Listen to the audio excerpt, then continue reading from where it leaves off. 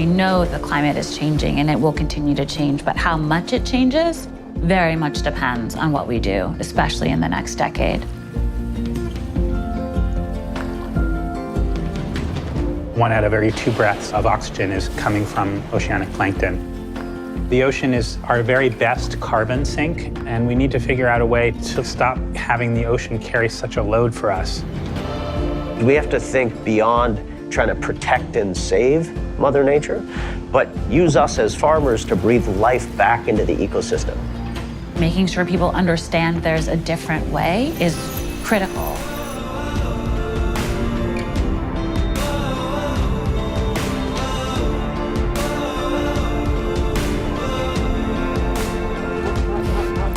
We're at this point in human history where we all need to look at what skills we have and what we're good at and how we can use those to be a part of the solutions that we know are needed. I want it to be safe. I want it to be healthy. I want it to be restoring nature instead of destroying it. This is the way that I want my food to be.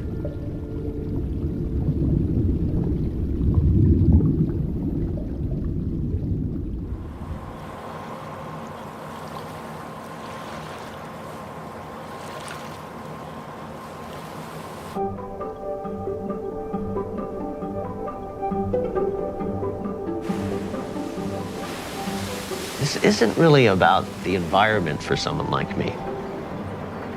If we don't protect ecosystems, there are no jobs, there is no food on a dead planet. I don't want to just fish for a while, I want to die on my boat one day. I was born and raised in Canada, in Newfoundland, in a small fishing village. We measured fish, its freshness within hours, not days. I dropped out of high school when I was 14 and headed out to sea. I was working at the height of industrialized fishing, tearing up entire ecosystems, chasing fewer and fewer fish further and further out to sea. And then the cod stocks crashed back home in Newfoundland. 30,000 people were thrown out of work overnight. And that's when I realized that as a fisherman, my job was then to figure out a way how to work with the ocean, ask the ocean what our relationship should be to it. I went on that journey and I started out on the salmon farms. And unfortunately, aquaculture made all the mistakes of land-based industrial agriculture.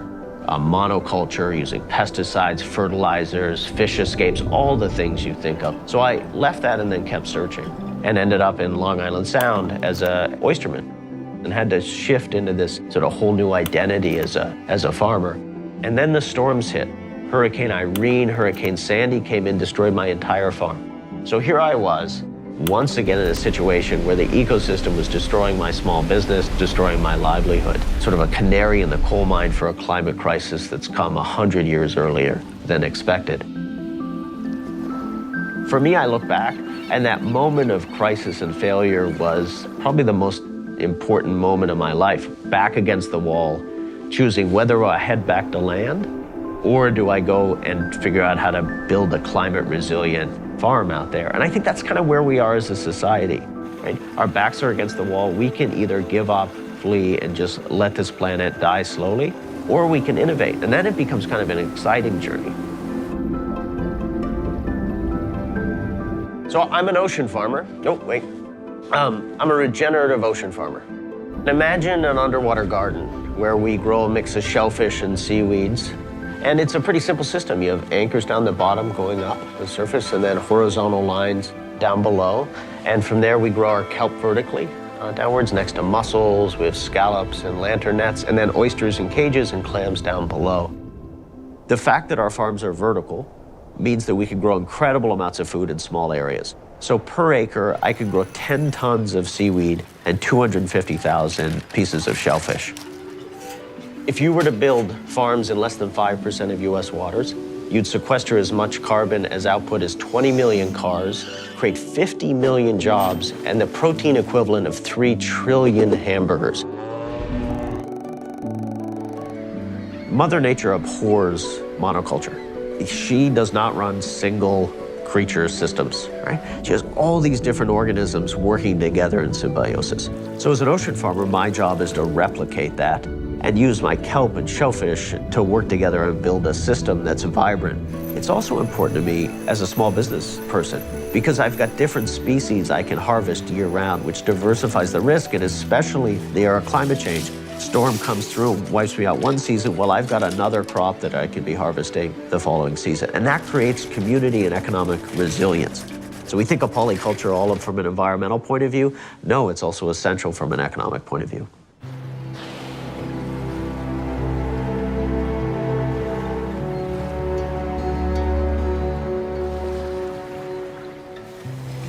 We asked the ocean, what does it make sense to grow? And it turns out it's pretty simple. Don't grow things that swim away or that you have to feed. And as soon as you change that mindset of not growing salmon, tunas, things like that, it opens up this whole world of regenerative ocean agriculture. Well, the ocean has an enormous capacity to produce food. And what we've done to date is really focus on catching wild fish. But somehow we still expect these massive, magnificent tunas to be sustainable at scale. And that's just totally absurd, because if tunas lived on land, they'd be like the dragon that eats a lion. They're so high up on a food chain, there just isn't something equivalent to that on land. And so we have to think about moving from catching wild animals in the ocean to farming. But if we farm animals, again, we wouldn't be farming lions if we were farming animals on land. And so when we want to think regeneratively, restoratively in the ocean, it's really important to think about where we're farming on the food chain, and the lower on the food chain, the better, the more efficient it can be in terms of producing food. The kelps and the shellfish, they require zero inputs. So that means no water, no fertilizer, no feed, and no use of land. And this makes it hands down the most sustainable form of food production on the planet. Our role isn't to catch or cage fish. Our role is to create ecosystems for fish. So, our kelp, our oysters, mussels all work together and create this whole world that fish can come, hide, thrive, and eat. And in fact, some of the best fishing in the entire area is on my farm because we've rebuilt this ecosystem.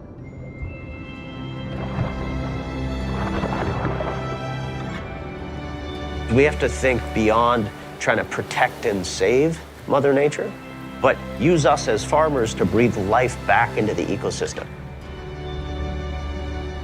Everything that we do ends up in the ocean and then comes back at us.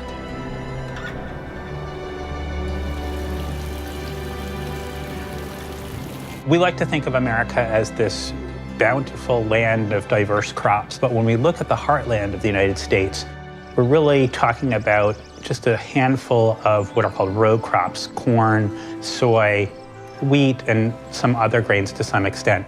Those crops are super fertilizer intensive, particularly corn. That corn isn't really coming to our plates directly. Mostly the corn and also the soy crop is being used to feed cows, pigs, chickens. So we're already losing energy by feeding this stuff to animals that we're then eating. And then when you consider on top of that, that a huge amount of these animals are being fed this corn in confined animal feeding operations, or CAFOs, which also produce this huge amount of runoff in the form of feces that gets into waterways, that it's like this double whammy that's extremely inefficient in delivering quality nutrients to our plates. It's so efficient to grow oysters and mussels and clams that it actually has a lower carbon footprint than being vegan as a source of protein. Beef is around 28 kilograms of CO2 for a kilogram of beef. Mussels can be 0.6 kilograms of carbon dioxide for every kilogram of mussel meat produced, which is incredible. When I think about the role of the ocean in our global ecosystem, I think right now a lot about its ability to be part of the climate solution. Kelp soaks up 5 times more carbon than land-based plants. These incredible forest sequoias of the sea. You take oysters, they filter 50 gallons of water a day, taking the nitrogen out of the water column. And of course, too much nitrogen in our oceans is the cause of ocean dead zones. A dead zone is when you have excess fertilizer on land that comes into the ocean that has this population explosion of algae, and then that dies, decomposes, uses up all the oxygen, and then it suffocates marine life. So this is a problem for ecosystem from bottom to top. The work around kelp farming is really interesting from a number of different perspectives. On the one hand, it is definitely pulling carbon out of the atmosphere, storing it in the actual tissues of kelp that we then eat. In the case of what Bren Smith is doing, it removes excess nitrogen. And that's really the game changer as far as trying to eliminate dead zones and so forth. And if we can get commercial forces doing that as part of their business plan, it's a win-win situation.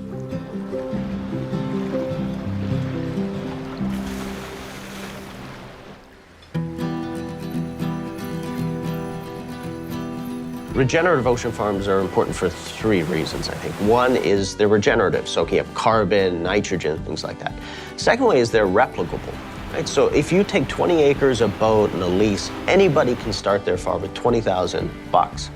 That means that we're able to replicate fast. Think of it almost as the nail salon model of the sea, which requires minimal capital costs, minimal skill requirements, and that allows us to scale.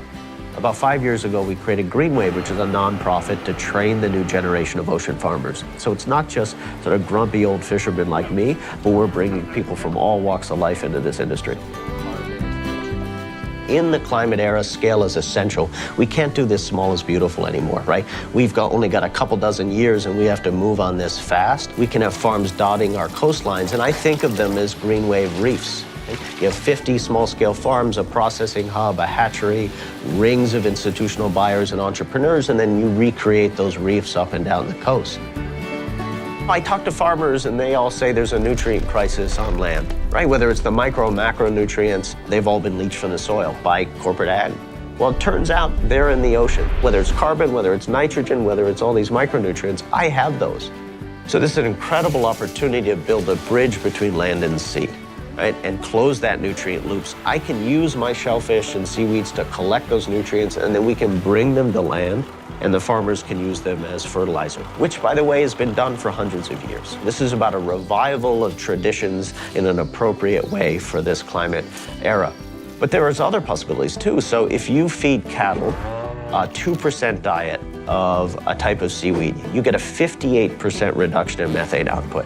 This stunning thing, right? So again, let's leverage the sea to address some of the biggest challenges on land. And it keeps going. Let's blend these whole systems. I think one of the reasons we're excited about this space is it allows us to do food right. Like the oceans are kind of a blank slate. So we can build a food system, an agricultural system from the bottom up and do it the right way. We can make sure we're doing polyculture, not monoculture. We can make sure we don't privatize our seeds. We can make sure that beginning and new and under-resourced families can begin farms. So we have a social justice element. And that's what's exciting. We can build this whole new economy out there. We're moving beyond this politics of no. But what's our politics of yes? Too often our thinking stops at the water's edge. Let's create that circular economy, that circular nutrient loop, and circular food system.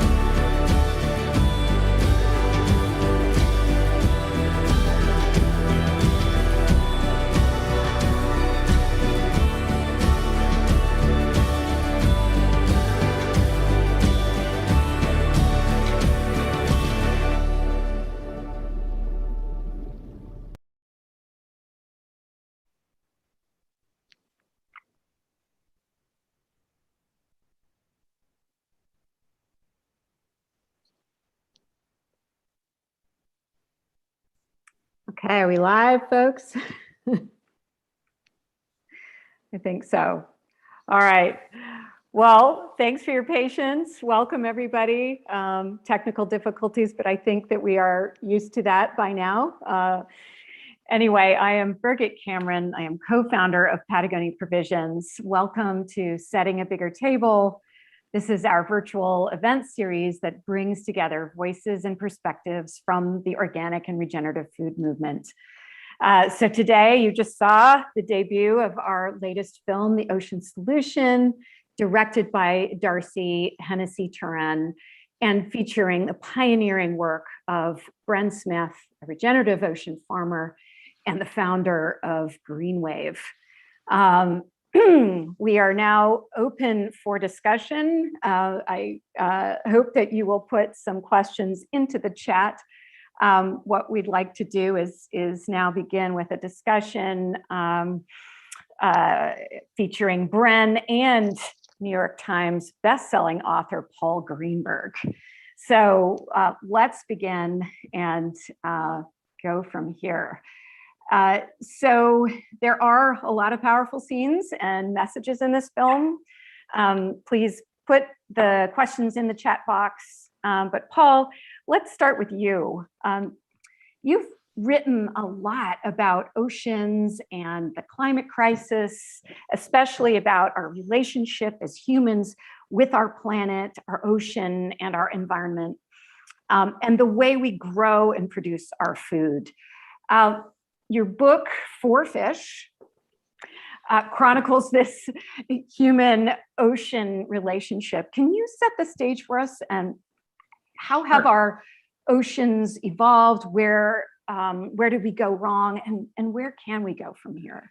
Sure. Well, up until now, we've kind of followed the same pattern of destruction and then human-created environments as we've done on land.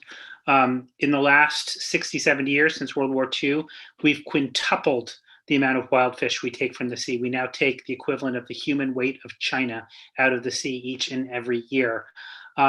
Coupled with that huge, massive extraction of wildlife, we've developed this farming economy, not Bren's style of farming, but an industrial aquaculture sector that actually requires you to feed fish to grow fish. And so we now actually grow the equivalent of the human weight of China in farmed fish. So we've got two Chinas that we're extracting from the ocean and we're growing in these fairly, unsustainable ways. So that's the stage, and that's the stage we have to change.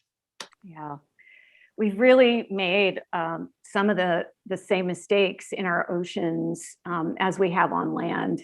Just as chemical agriculture, monoculture, and pesticides have destroyed our soil, so has aquaculture done to our oceans. Bren, can you you've really seen firsthand in your journey as a commercial fisherman all of this, but you found a new way to approach growing and harvesting ocean plants, shellfish, bivalves, giving us hope for a better future for our oceans. Are you seeing the effects of this change in your own micro ecosystem on Thimble Island? So, I'd say one thing is I didn't invent anything. Like I stole, borrowed, did everything possible just to stay working on the water, right? So people have been farming the ocean since the early clam walls in the indigenous communities, the Pacific Northwest, all the way through the amazing oyster industry. So I'm just sort of like this little moment of this entire trajectory of people doing regenerative ocean farming for millennium. But what I see, I think locally as we've been doing it, I've been farming just under 20 years in the Thimbles, and I think we see ecological, economic, and culinary, like food impact at the local level. So ecological, we're essentially running a fish nursery, right? And we plant the shellfish and the seaweeds and it attracts black bass, bluefish, crabs, all sorts of different things. Ducks come and eat all my mussels, which I hate. Seals come and eat everything. Like this is a whole ecosystem that's being rebuilt, and it was barren when I arrived. But the economic thing, which of course is close to my heart, like food is very often about health and taste. And I'm really excited that I think we're hitting this climate moment where it's bringing together this sort of making a living on a living planet. But, so Jill, Kat and I are on the farm year round. We've got the hatchery crew, which is growing seed all the time and running an paid internship program for local kids. We've got Thimble Island Marine that's keeping the boats afloat and the engines going. We had to redesign new hauling systems. So Rob Frew, the metal worker, created boom systems for mussels and kelp. We have sensors from so far, so the techies are on the farm, right?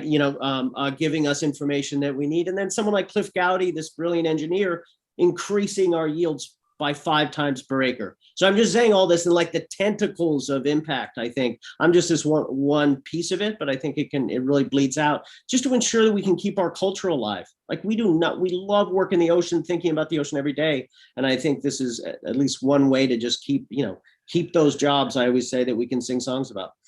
It's super incredible what you've accomplished. Paul, in the film, you mentioned that one of every 2 breaths of oxygen is coming from oceanic plankton. The ocean is our very best carbon sink, but we are putting an incredible burden on our oceans to carry this load for us. You talk about this in the film, but can you elaborate a little further? What can we really do to alleviate this, and how do ocean farmers like Bren play a part in the potential solution long term? Sure. Well, I mean, the ocean is like our silent best friend.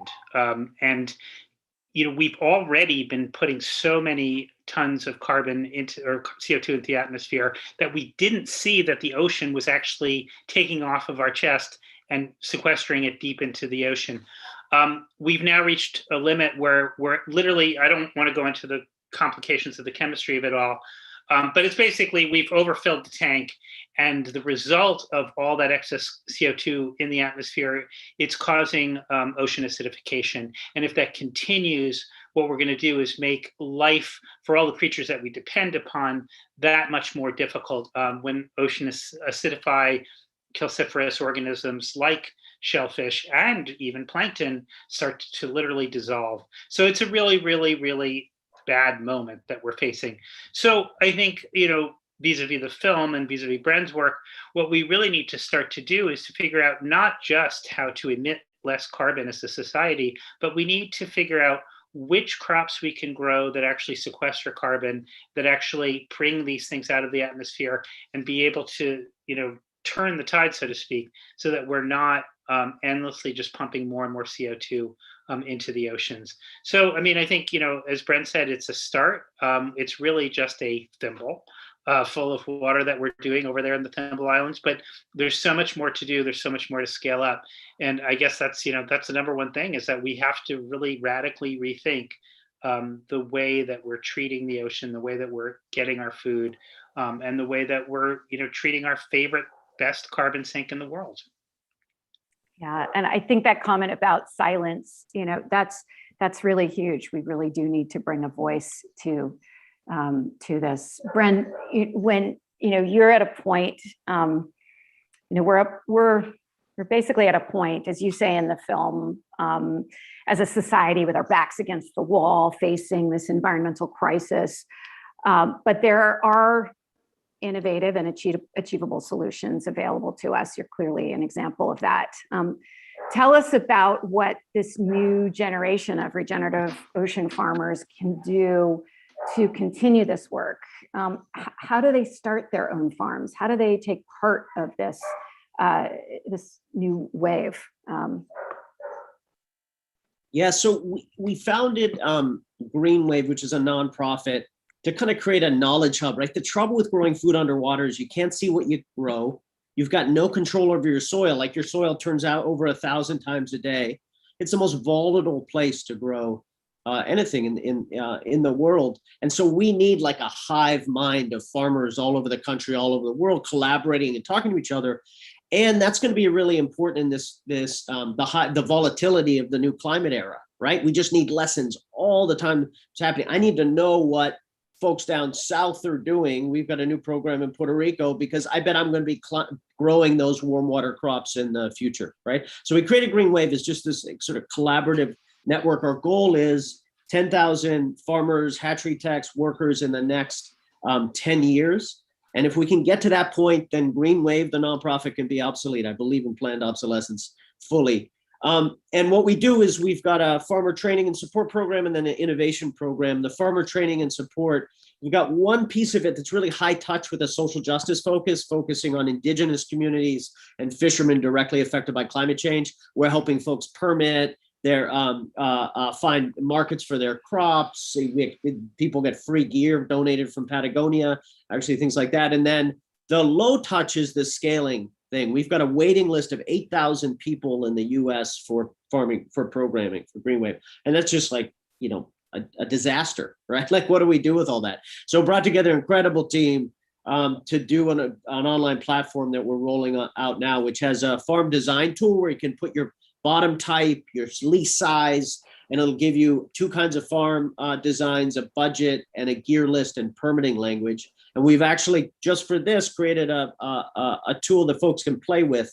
We'll put it in the chat here. You can go on the site and just play and sort of begin building your own farm out there. But then along with the design tool and the toolkit, farmer community, buyers, network, things like that. So I think that's what's going to allow us to get away from this, like, big is necessary, small is beautiful, right? And we're just in this challenge with climate change of that we feel like we have to go big as necessary or stay on the sort of Brooklyn rooftops. And I think if we can replicate fast and really create a sort of a hive mind of farmers collaborating, we can get there quickly.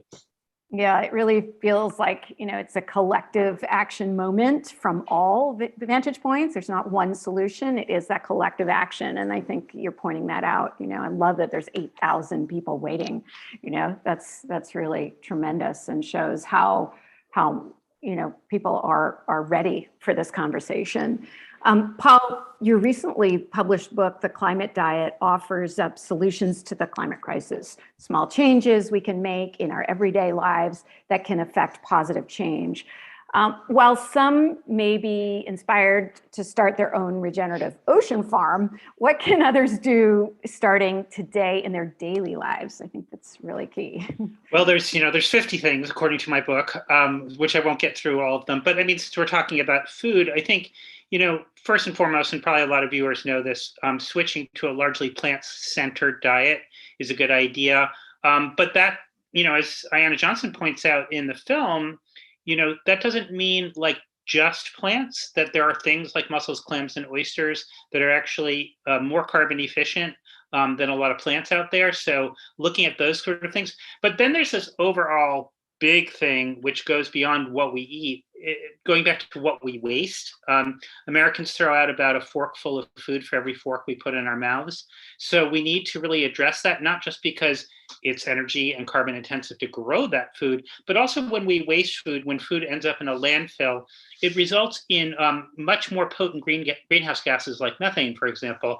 So, you know, for example, the United States has the worst methane landfill emissions of any country in the world, the equivalent of like something like 40 million cars a year on the road just from our landfill emissions.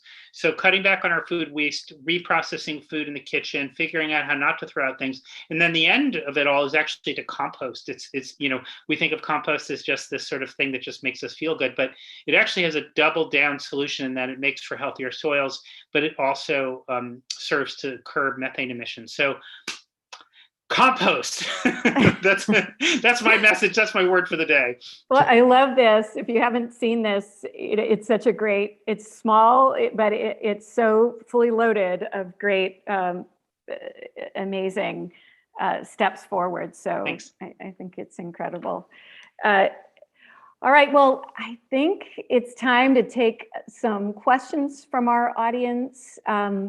We only have time for a few now, but we'll do our best. And let's see, I think as we do this, okay, well, here's one for you, Bren. Where can I get kelp and how do you eat it and cook with it?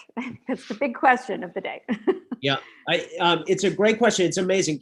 Probably 5-6 years ago was a really hard one to answer. Right. I was able to produce on my farm and there was some bits coming from different places, but now there's just been this incredible sort of surge of value added companies. So whether it's like Barnacle Seafoods doing kelp So also you've got Akua, which has a plant-based kelp and mushroom burger, which is extremely popular now. Like there are a lot of things. You've got Blue Evolution doing popcorn with seaweeds. So there's a lot of momentum now. Let me just give you an example, like the CSF. So we have once a month, folks can pick up shellfish and seaweeds.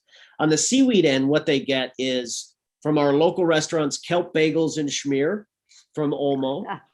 They get co-packed from baby leaf kelp from our farm, pickles and kelp curry. They get dog treats done by seasoned dog treats from Will Horwitz and Akua burgers. So like there's a whole kelp box that doesn't sound disgusting, right? Actually see it's delicious stuff. And that's come a long way. This was a hard thing to talk about when I started and to convince people and to point to where you can get stuff. But now it's finally moving and, thank goodness. Can you give a kelp holiday box? Yeah, there you go. That's a good idea. Diet in there, right? Yeah. And I think what it points to too is like this great wave of new entrepreneurs coming in. And that's I think what we need. And so there's a question in here, which I think is sort of plays on that, which is, and maybe for Paul or both of you, what advice, let's start with Paul. What advice would you give to this next generation of students, graduates, and entrepreneurs inheriting our planet? The future is theirs. And how do we help them? Well, I think you have to stop looking at this as sort of doom and gloom crisis. I mean, don't get me wrong, there's lots of doom and gloom out there. But I do think opportunity comes out of crisis quite a bit. When I was a young person just out of college, one of the things that was always frustrating to me was that, solar, wind, all these things, vegan diets, it was sort of like all very theoretical. But what's really encouraging to me is that everything that we need to save the planet, we have. The technology is there. There's no more. I mean, it could get better. We could develop nuclear fusion, I suppose. But the R&D is basically solid. It's been done. And what it really needs now is human ingenuity to mainstream it and to make it part of our lives and our culture. So that's, to me, is be ingenious. Yeah, it feels more tangible now than ever before. Absolutely. That's really a key element to this collective action that we're all talking about. Bren, for those who are inclined to support Green Wave, I think it's important that you tell us the best ways to do that and let our aspiring ocean farmers know where to find your training tool. Sure. And just to pick up on what Paul was saying, I mean, like, you don't have to go to the hedge funds in Silicon Valley, right? You don't have to flee the coast and build seawalls. Like, this is an incredible opportunity to embrace and move to the sea and think of it as a massive space for climate solutions, for jobs, for culture, for like just doing something that we're proud of and that is beautiful out there. And I think that's what we're seeing this swell. And that's really exciting. And so I know if I was young, I might not drop out of high school in the same way, but just because it took so long to learn how to farm. But go to that trade school and learn to farm. But so Green Wave, donate if you we have a new kelp climate fund where we're giving farmers 10 cents for every wet pound of kelp for the climate impact they make. It's a pilot this year. You'll see it up on the site very soon. We're launching it in October. And that's really like the market isn't recognizing all the good stuff farmers do. Okay, so we're going to do it philanthropically. So that's a great use of dollars. The other thing is come and start playing around with the toolkit, the curriculum, and let us know how to make it better. It's in beta phase, but we really hope that we open source these tools so anybody can come build their own farms, get in this industry, and not need us as Green Wave. That's the hope. Great. Thank you for sharing that. Any last words from the two of you as we conclude this? I think we're running to the end of our time with everybody. One last round. Well, I would just say that it's important to remember that, in this whole kind of climate crisis question, it's very easy to feel small and that your individual actions don't mean anything. We're always told, you have to storm the barricades, we have to create a new system. Yes, but I'm going to use the language of improv. Yes, and, yes, we need to get politically active. Yes, we need to get engaged. But really the best example, the best way you set patterns for yourself, for your family, for future generations is to live the life that you want the planet to live.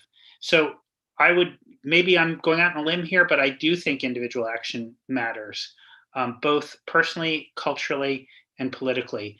And so don't give up on making yourself the greenest person you can be.